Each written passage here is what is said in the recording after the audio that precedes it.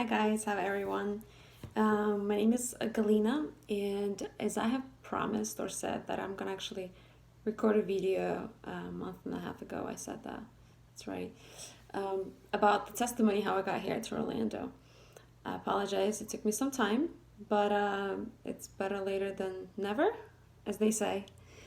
So I just want to quickly, I know there's going to be some details in it. Hopefully it's not too long. And honestly, the first thing I want to say that I wouldn't come up with this kind of story, so it's definitely not my story. It is God's goodness, God's leading, and God's testimony. So it's actually started last year in November. I do like to go to Jacksonville a lot, at least a few times a year. I go there, have friends there. And I came back from Jacksonville in November. And I kind of mentioned to my mom, I was like, Mom, I have a desire to go to Florida and live there for a month because with my job, I wasn't working from home back then, but I was able to ask my boss, and I'm sure they would give me permission to do that. So I kind of mentioned to her, I want to go for a month and just live in Florida. So that time was Jacksonville specifically. And she got really frustrated. She's like, why would you do that? If you're not moving there, what's the purpose? Why do you need all this hassle, chaos, and everything? So I was like, okay, it's just not timing. Our parents' perspective is very important. So I said, okay, I kind of shut up my mouth. And I said, okay, maybe later. Then, of course, March? Yes. So in February, I think I find out that Irina and Daniel are coming to Hagerstown, Maryland. Somebody told me, and I was like, okay, let's meet them, because I've heard about Ecclesia, I've heard about Soul School, because a few people from our church are actually part of this community, and I was like, okay, just let's meet them and let's see. So in Hagerstown, I met Irina and Daniel, and it was a great time. I thought the evangelism was perfect, amazing. And then Corona hits, I think in March. And some other few significant things happening in March in my life personally. And my job actually tells me that we're all working from home now. I was like, okay, great. I don't mind, even though I have an office in Philadelphia to go to the job place.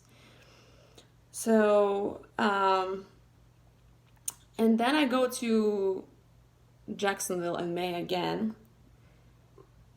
And somebody encourages me there. You should check it out, the Soul School 1 week program that they're doing in July. I was like, okay, 1 week. I mean, 3-4 months, it would be too long. I cannot do that. But 1 week, I was like, it would be interesting to see how 3-4 weeks packed in 1 week. But I was like, okay, that's a good idea. So I came back from Jacksonville in May, and I applied for Soul School, went to Soul School in July. And during Soul School, I actually found out that 2 American girls, Alyssa and Farrell, are planning to move to Orlando after Sold. So I kind of kept that in the back of my mind. I come back home in July, and I bring this topic again to my mom. I said, Mom, remember I told you I want to go to Florida to live for a month? And this time she had a different reaction, actually. But I said, you know what, Mom, I think it's actually going to be Orlando, not Jacksonville, even though they're close to each other, which is pretty cool. And, it took me sometimes, a few days, to simply gently, nicely explain to her the reasoning behind and etc. And I truly knew that this decision I would have to make on my own. So you know how you could have a lot of people with different opinion on certain things in your life, but certain things you're just like, you don't need that noise. And I only told it probably to 2 good friends, and kind of my family knew it. But I knew that it's going to be my decision. I asked Alyssa actually on July 22nd. Yes, it was July 22nd because everything was decided pretty fast. I asked Alyssa on July 22nd. I texted her. I was like, hey, so are you girls moving to, are you guys moving to Orlando, as you have mentioned to me during Sold? And she said, yes, we are. And we're actually looking to rent a 3-bedroom house. and we already have a third girl in mind as well to live with us. But Alyssa said, if you want to just come and hang out in Orlando for a month, you can feel free to just live in my bedroom with me or something like that. I was like, okay. So that was July 22nd. Yeah. 3 days later, I'm talking to my friend from Kansas City, and I'm talking about this Orlando and desire to go and etc. And she's encouraging me, you should go. There, you need to change. Just see it. It's 1 month, not a problem. And then she says, it's actually was Sunday. And then she said, there was a good sermon by Stephen Furtick this Sunday, today. It's called Unscheduled Plans, where God gives you, a direction, but not a lot of details. She's like, you just go and listen to it. I think you're gonna get a lot of things for yourself from that sermon. I was like, oh, those wonderful sermons. So I was like, okay, let's check it out. I'm sitting listening to sermon on Sunday. It was the 25th of July.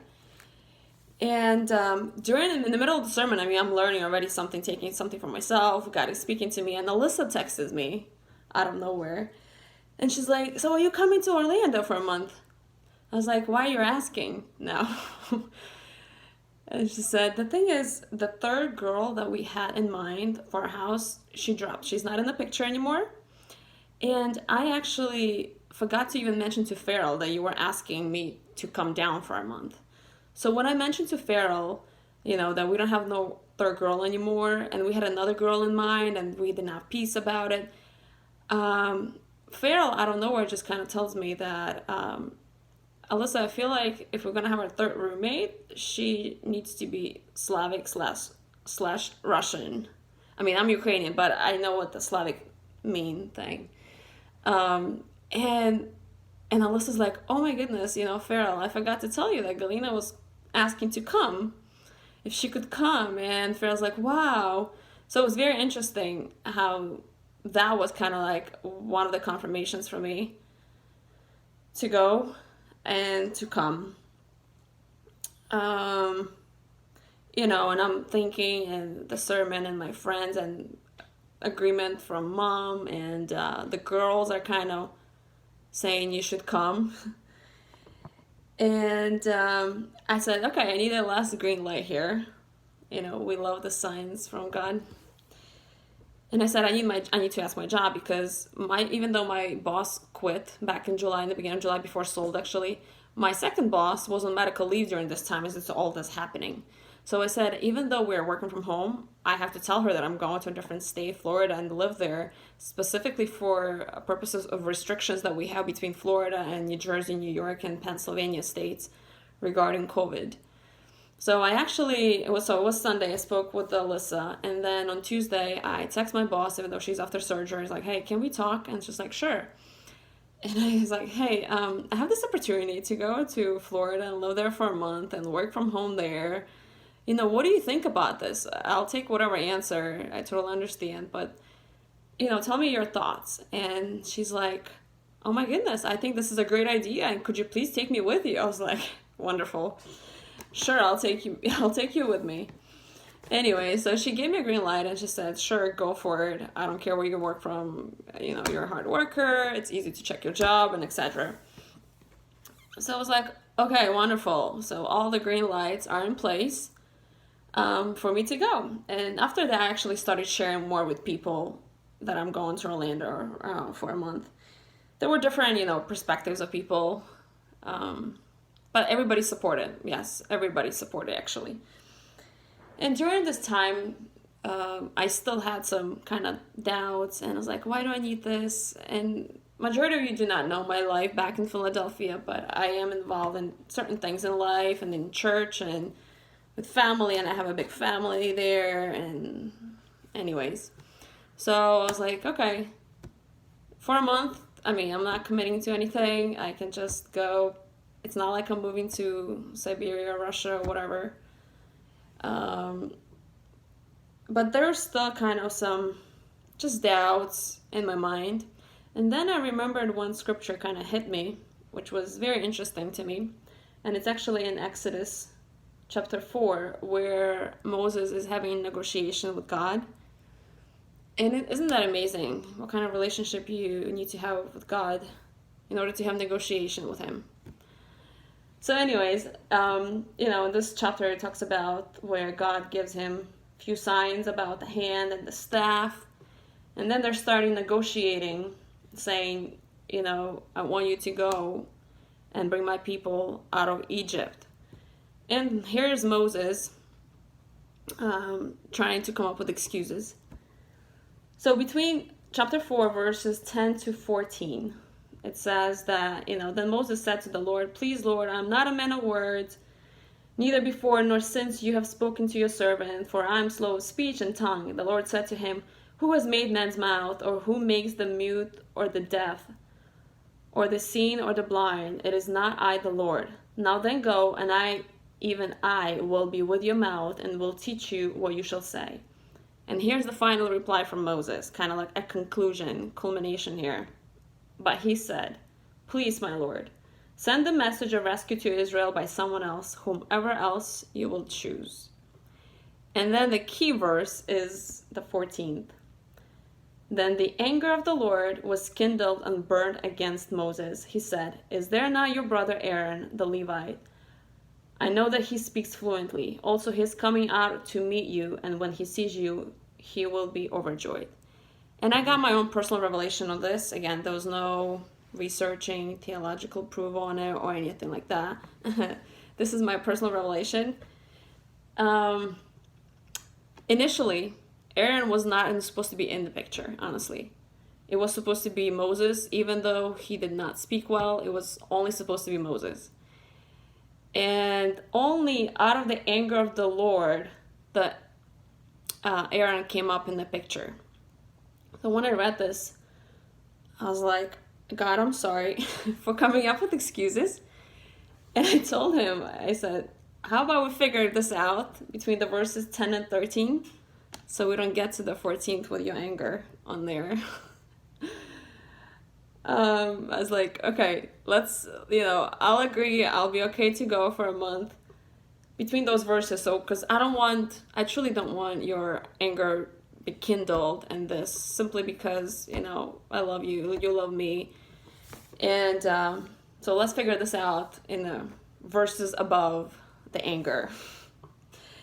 That was a kind of my personal confirmation on this. So fast forward, we get to August 21st now, and I'm supposed to leave on the 25th, on Tuesday. I come to 21st, which is Friday. Yeah, 21, 22, 20, yes. And so I drive Toyota Corolla. And of course, before the trip, I went to the dealership place for maintenance, for some rear brakes adjustment and etc. But still on the 21st, on Friday, I feel that my car is like vibrating. You stop on a stoplight and it's vibrating. I was like, it sounds good, but if you would be in a massage place, that would be not awesome, but not in the car. So I call my friend. I have a few friends, mechanic, who either work for a shop or they own their own shop.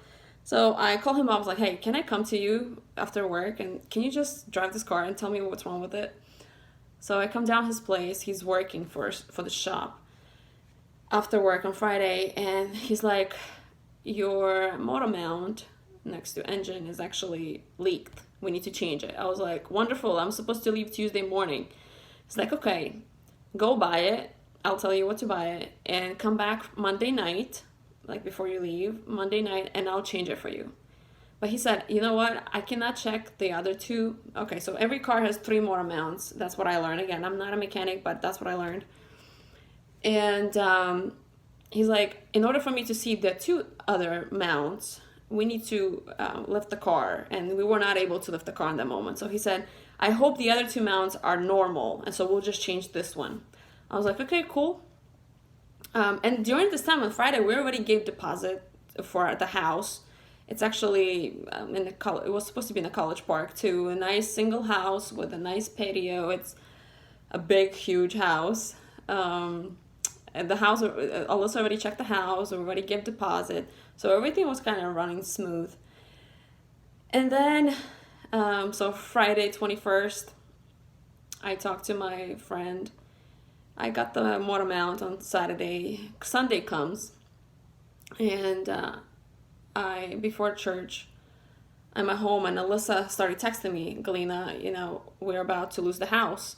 Something switched in the brain of the landlord that she became mean. She wanted more deposit than we agreed on. There was something off with her.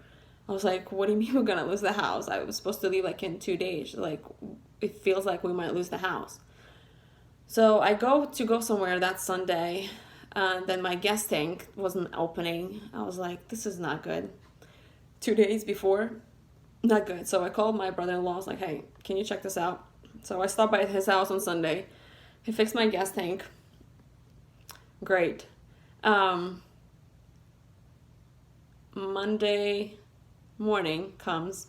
I was supposed to go to dentist for a few things. And I'm driving back home from dentist, and my friend from the shop, he texted me, Galina, I'm not coming to work today. Ask someone else to change your motor mount.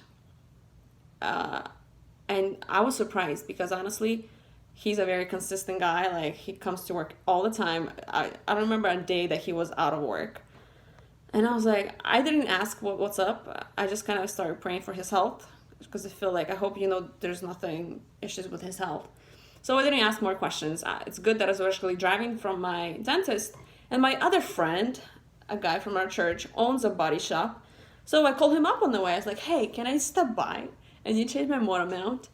He's like, sure, you already have. I was like, yeah. Cool. So they lifted my car, and apparently a second motor mount was messed up too. I was like, this is wonderful. So I spent, I think, 4 hours there with them. We ordered a second motor mount. They installed it. They fixed it. At that point, honestly, I was like, I don't know if we're gonna even have the house. All these issues with the car. So I come home, and it's all emotions. And I was like, I even started crying. And I was like, screw all of this. And then Alyssa and Farrell texted me that we definitely lost the house. It was Monday before I was supposed to leave on Tuesday morning. We lost the house. I was like, this is wonderful. The thing is, I only started packing on Sunday anyways, because I just couldn't pack. And we lost the house Monday afternoon now. All these issues with the car. Thank God it was kind of fixed. And I was like, should I be leaving tomorrow or not? And Farrell actually finds this apartment that we actually live in right now. It was the last 3-bedroom apartment that was available here, a last one. And she finds it right there on the spot because some people from Jesus School actually live here. And she's like, we need to fill out our application right now, today. There's some family, situations that Farrell had going on, and Alyssa's like, okay, I'm going to fill it out right now. So as all of this within a few hours, this is all going on. We're filling out application. And honestly, in my mind is, if I'm not going to leave tomorrow, Philadelphia, I don't think a few of these kind of trials, and I'm not going to leave at all. I'm just going to scroll this trip. I was like, and this is where it's important to understand where God gave us green light and where the enemy is trying to kind of put some sticks in our tires, or how we say that. Because a few years ago, actually, in my life, I was supposed to go to a conference to minister and to interpret the speaker. And everything was going well. And the day before I was supposed to fly out, I was like, I don't want to go. I don't want to go. I don't want to pack, even though I like packing for trips, but I don't want to go. So I called my friend who was actually already there. It was actually Spokane, Washington. And I was like, I don't want to go. She's like, Galina, just get your stuff, just pack, and just come. It's going to be amazing. Just don't think, just come. So 2 days before this trip to Orlando, I was like, I now understand where the green lights and where kind of like your faith is tested, I guess. So I realized, you know what? Even though our apartment is not approved yet, so on Tuesday, we still didn't know if our apartment is approved because we just applied on Monday, right? I was like, I'm gonna leave. And the thing is, I was actually going to South Carolina because my brother lives there, and I was supposed to stay with them for 4 days there, and then Saturday drive to Orlando. And I was like, you know what? I don't know if it's going to get approved, when it's going to get approved or so. I'm just going to go on the road. So together, my dad, we woke up like at 5 a.m. on Tuesday, and I was like, I'm leaving. So we left, and then I think Wednesday or Tuesday, very late day, as I'm in South Carolina, Alyssa texts us that our apartment got approved, and we can move in on Saturday. I was like, this is perfect. This is great. Some things are working out for sure. And what's interesting, 3 days later, my friend who was supposed to fix my motor mount initially, he texts me and he apologizes and he said, Galina, the reason I didn't come to work is because I actually had some COVID symptoms and I did not want to come and expose you or anyone else to it. So that's the whole reasoning. I was like, and then I thought, Romans 8:28, this wonderful verse. The thing is, if I would come to fix my motor mount at 5 p.m. on Monday over my first friend, we would not have actually time to order and install and get from the other body shop a second motor mount, because the second motor mount was messed up too. So I'm glad that we fixed the car stuff early in the morning on Monday versus late night on Monday. So anyways, I am so glad to be here, and let's see where God is going to move further and what's the next steps. But this is, like I said, I promised, I said I'm going to record it, and I want to make sure I keep my word. This is just my part of the story. Alyssa and Farrell, they have their own part of the story, which is amazing testimonies too, like no joke. But I just wanted to share and give God all the glory, and just say that it's important, our obedience, our submission to God, and having the right people in your life to ask for advice and prayer and support is crucial. So blessings to you guys. If you have any questions, feel free to reach out. Bye.